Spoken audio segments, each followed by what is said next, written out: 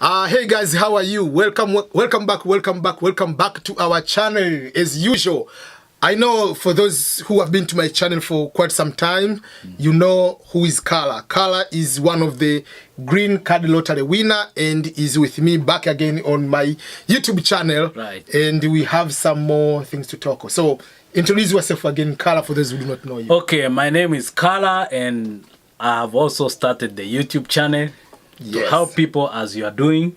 Yes, and we'll put the link on the description so that you can be able to check his channel and check more of his videos. His videos are just the journey on Green Card Lottery, how he applied, how he won, step by step. For me, I didn't come with Green Card Lottery because people are asking me, so what did you get in the Green Card Lottery? No, I didn't win a Green Card Lottery, but I know things. But Carla is expert because he went through the process. So he decided to open his own channel and he will be talking about that one. Yes, so actually for today, because we are here in United States of America and we have the different backgrounds back home, the experience we had from different countries. For instance, me, I'm originally from Tanzania and I've been living for many years in South Korea, and then now I've moved to the United States of America. And you have been here for 2 months. Yes, for almost 2 months. So my brother here has 12. many years and 12 years actually. So he has a lot of experience to share. How did he came here? What was the cultural shock or culture different, in different ways? And so we are exchanging the experience to share to people. And so like what things like at the beginning they were so important you must have when we came back, when we arrived here, and what kind of mistakes we try to avoid here and there. So I think the better way would be to start with you, because for you are just like 2 months here. For me, I'm a little bit different because some of my background might be, because 12 years ago, the life, and I came directly from Tanzania. So back in the time, if you go 12 years ago, there are no such opportunities like now. Someone can come from Accra, Ghana, or from Nairobi, has even eaten pizza before. But when we came here, there is nothing about macaroni cheese. There is nothing back in your country. But now someone can have the same Western life experience back in your country. So I can start with you, but the good for you lived in Africa for over 20-something years, then you lived 6 years in South Korea, so you have a good comparison, and then when you arrive here, so what things at the beginning you see they were very important you started doing first, and things you have tried to avoid as a brand new person here, not to be in trouble?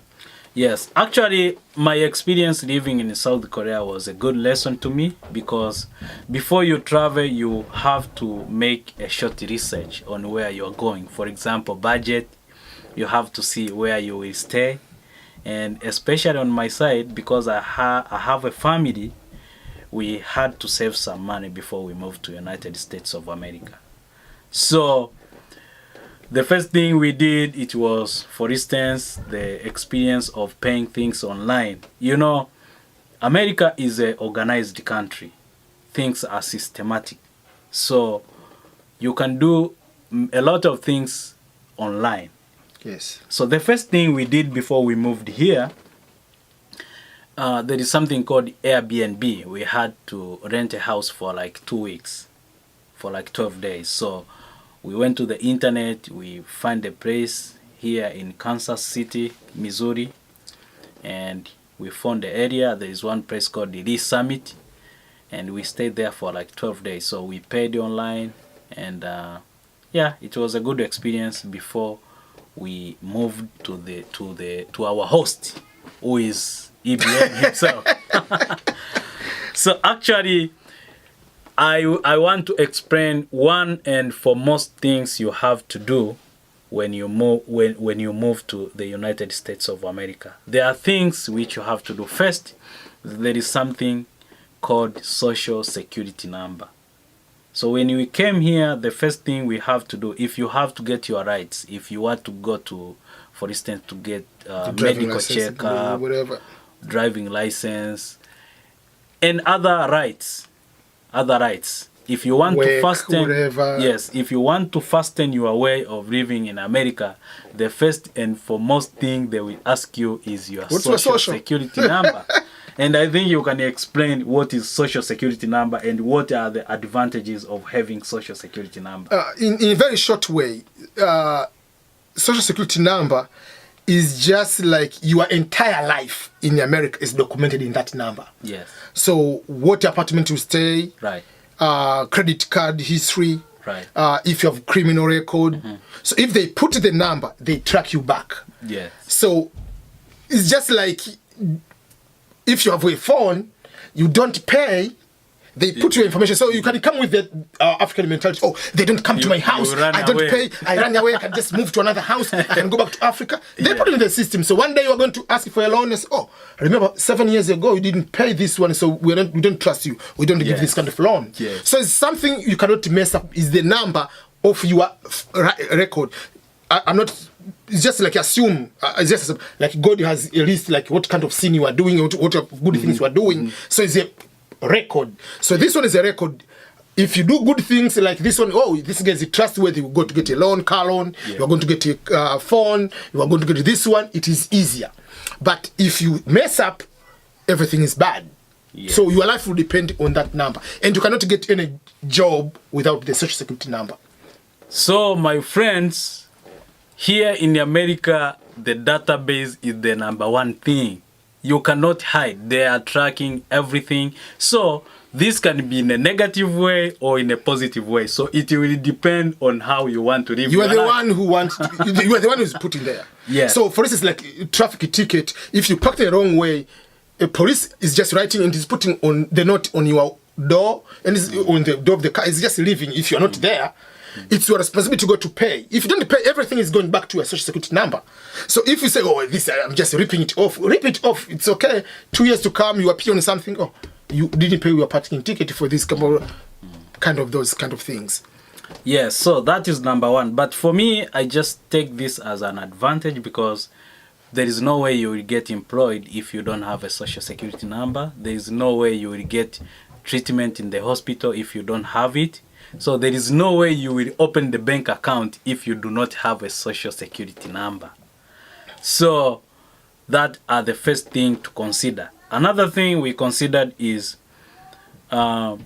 because here they use more of card, they use cards more than cash. Yeah.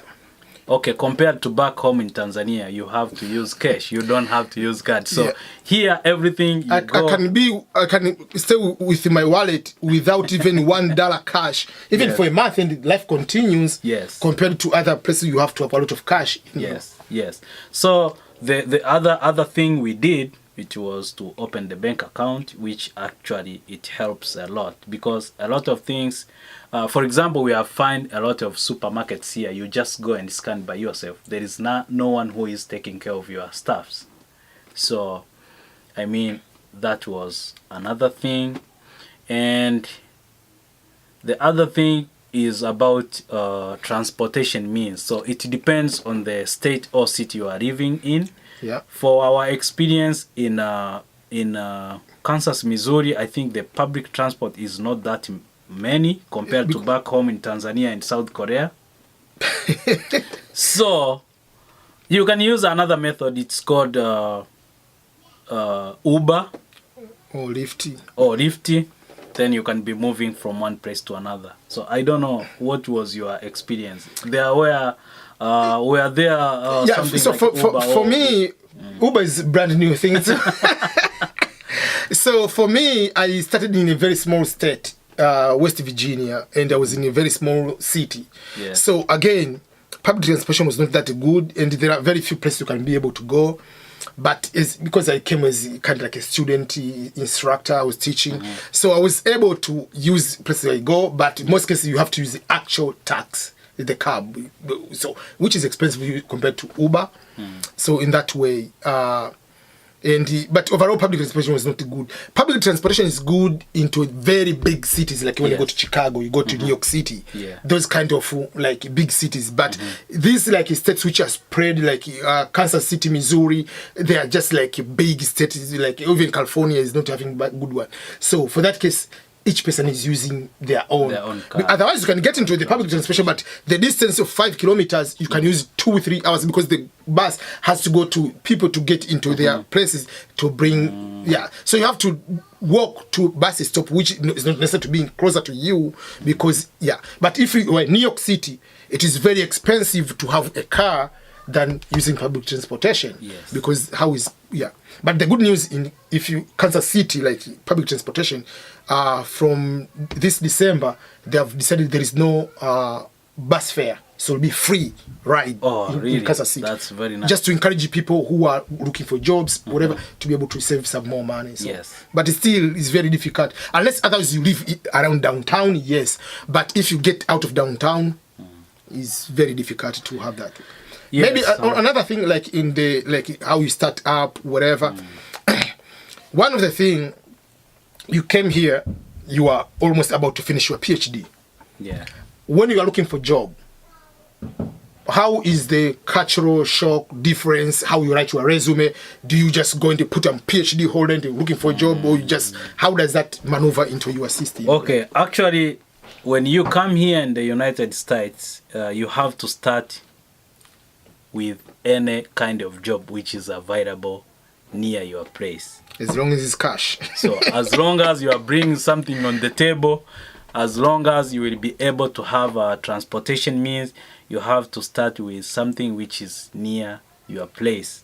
So here is different actually from when I compare here from Tanzania and South Korea, because in Tanzania, labor job, I was seeing some people, they wake up, they go maybe in factory areas, they wait. If you get the so-called kibarua, then you are lucky, and if you don't get, you go home. Yeah. That was like that. And I think it is kind of similar like South Korea, because many offices, they will trust you after some time, so they will be taking you for, small jobs. And for that thing, I was not seeing them kibarua people or labor job. They were not paid for like health insurance. They are not paid some some benefits which I see here in America. It takes some process for you to fill some information. If you don't have a CV, they give you a piece of paper to fill your information, and you can also go online. You can fill your information online. But I think they have a lot of benefits here. Even if you are doing a labor job, they will still give you the insurance. They will still pay for some extra jobs. So they consider you as an employee. Yes. And as you said, when you are coming here, the first thing is you have to take any kind of job which is illegal, not like illegal. For sure. Yeah. So the point is, when we come with bachelor degree, master's, PhD. So we have the ego. Like, okay, man, I'm going there. I'm going to be in Tanzania. I was a bank manager. Okay, so come here. The maximum you can go is to be a bank teller. Yes. Or you have to go in the warehouse. You go to something to do that way. So those kind of job, restaurant. Yeah, those kind of job. You cannot be a dishwasher and put on your resume, I'm PhD or I have master's degree in criminal justice, but I want to become a dishwasher. Obviously, they're not going to give you the job. The minimum requirement, they want people with high school education, or some college classes. So if they are looking for high school, you have to be reasonable. If I put master's degree and you are applying for McDonald's, is this person going here to make it McDonald's? Supervisor is high school.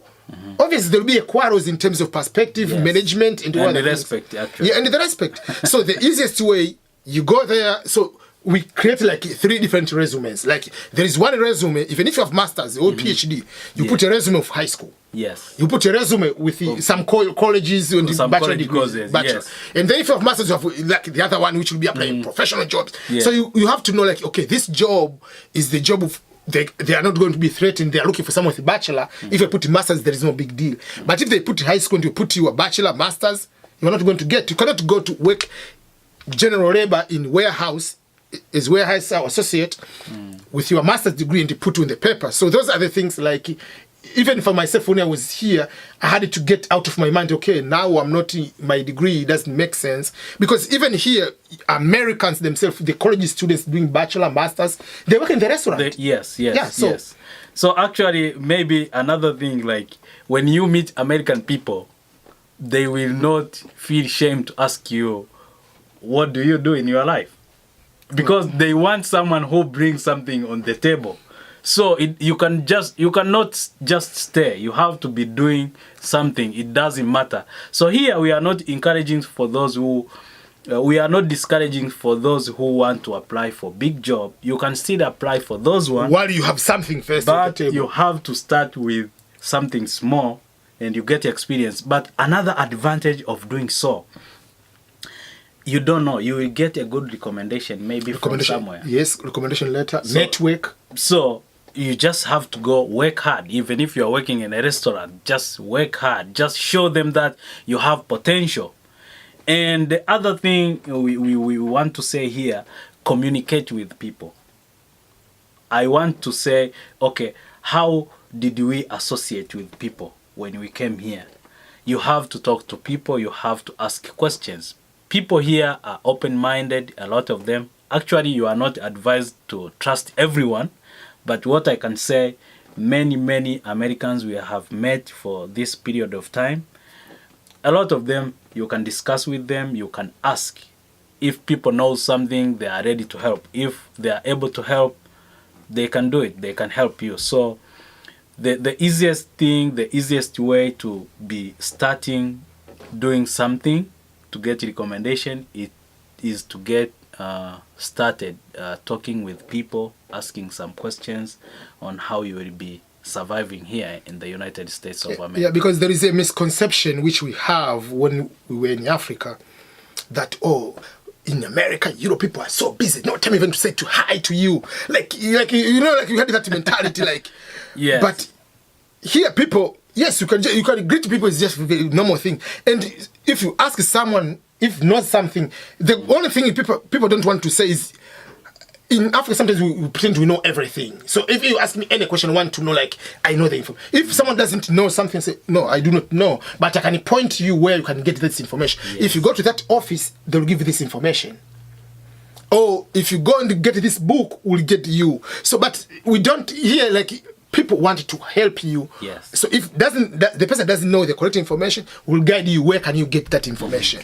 Mm-hmm. They don't go to lie to you so that you can not succeed. Yes. Yeah. So I can get your information that when you reach here in United States of America, you have to put your ego down, put your ego behind, start from the scratch, and then be positive. Good things will come. Yeah, that's the good thing about here. Even the system of the government is making sure that if you succeed, you become manager, that means you pay more tax. The government is going to benefit. But if the government doesn't want you to continue to be with this job forever, yeah, they want you to make more money, yeah, so that they can get more money. So that's the advantage. So the system here is in the place so that you can succeed, you can go up to the ladder. Yeah, So like you say, like, come here, put your ego down, just make sure that you do a certain job. Mm-hmm. While you have a job, keep applying for more jobs, you will be able to succeed. Yeah. I think we have talked enough for this particular video, for this particular topic. We'll keep sharing more topics, and see how we can be able to help you, especially if you want to come to Western countries. To share a lot of information. So please, if you have many questions concerning how to cope up with the life in America, please ask it, comment below. Yes. But remember to subscribe in case you haven't done so. Yeah. Okay. Okay, thank you everyone. So we'll be back for another video. Okay, goodbye everyone. Bye-bye.